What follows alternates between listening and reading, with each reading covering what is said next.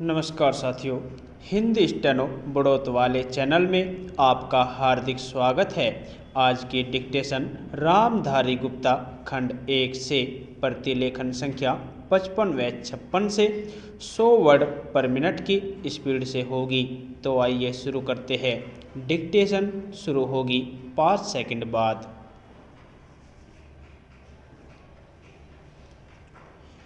Start. सभापति महोदय, वित्त मंत्री महोदय ने जो बजट सदन के सामने प्रस्तुत किया है वह बहुत ही बुद्धिमानी के साथ तैयार किया हुआ बजट है। उन्होंने कोशिश यह की है कि अमीर और गरीब कोई भी कर से बच न पाए, लेकिन उन्होंने उद्योगपतियों को थोड़ी सी छूट भी दी है। जो बड़े बड़े पूंजीपति लोग हैं उनको कर से कुछ मुक्त किया है, कुछ सुविधाएं दी है। मैं नहीं समझ पाया हूँ कि ऐसा उन्होंने क्यों किया है। वह जो चाहेंगे उसको करेंगे, लेकिन मैं भी जो सोचता हूँ उसको आपके सामने रखना चाहता हूँ। इस विषय पर 3-4 दिन से चर्चा हो रही है। मैंने उसको सुना है।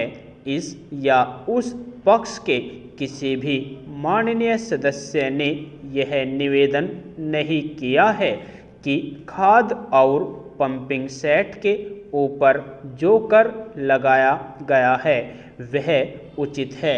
सभी ने यह कहा है कि उसको माफ़ कर दिया जाना चाहिए।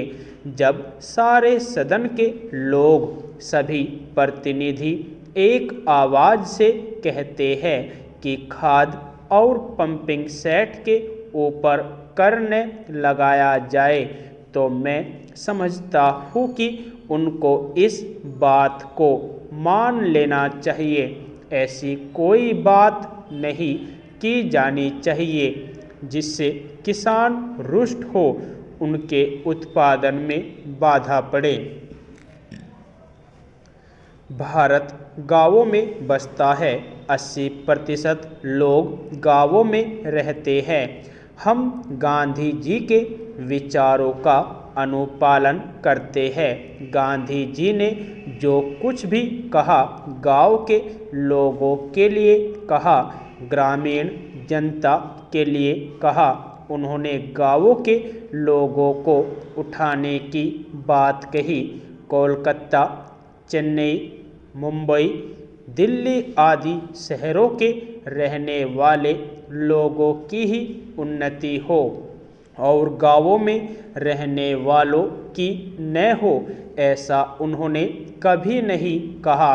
वित्त मंत्री महोदय भी गांधी जी का शिष्य अपने आप को कहते हैं और उनका रूप अपने रूप में देखते हैं, और वह है भी। इसलिए उनका यह कर्तव्य होना चाहिए कि गांधी जी के विचार के अनुसार वह सारे देश में मद्य निषेध को कार्यान्वित करे। चूँकि हमारा कृषि प्रधान देश है, इसलिए वह पशुधन को बढ़ाए, उन्नति की व्यवस्था करे और सारे देश में गोवध को बंद कर दे। सरकार ने यह संकल्प लिया है कि हिंदुस्तान में समाजवादी समाज और लोक कल्याणकारी राज्य की स्थापना की जाएगी। इस समय देश में आर्थिक विषमता अधिक है। सभापति महोदय, एक व्यक्ति की आमदनी 3-4 आने और दूसरे की 10-20 हजार रुपये है। अगर वित्त मंत्री महोदय इस विषमता को दूर नहीं करेंगे तो समाजवाद का नारा बिल्कुल कोरा और कागजी सिद्ध होगा। इस देश में 8-10 करोड़ हरिजनों का एक ऐसा वर्ग है जिसकी आर्थिक स्थिति बहुत गिरी हुई है। इस बजट में उनकी उन्नति और कल्याण की योजनाओं का समावेश होना चाहिए। वित्त मंत्री ने 1500 करोड़ रुपये के जो कर लगाए हैं उनसे देश के आम आदमियों की हालत खराब हो गई है। मुझे इस बात की बड़ी प्रसन्नता है कि योजना के अंतर्गत देश में विकास कार्य हो रहा है और अब हम इस दिशा में जो कुछ कर पाए हैं वह प्रशंसनीय है। लेकिन मुझे दुख के साथ कहना पड़ रहा है कि जहां कृषि के क्षेत्र में उत्पादन बढ़ रहा है, उद्योग के क्षेत्र में उत्पादन बढ़ रहा है, देश की संपत्ति बढ़ रही है, हर आदमी की औसत आय भी बढ़ रही है, फिर भी हमारे यहाँ की पुरानी गरीबी बिल्कुल नहीं हटी है।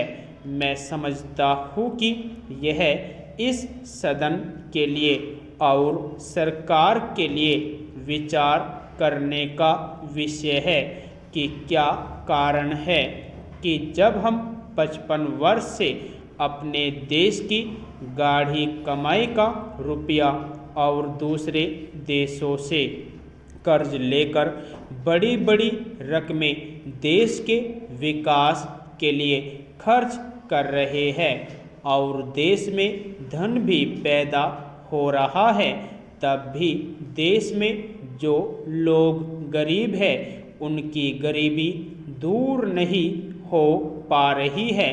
क्या यह आश्चर्य की बात नहीं है?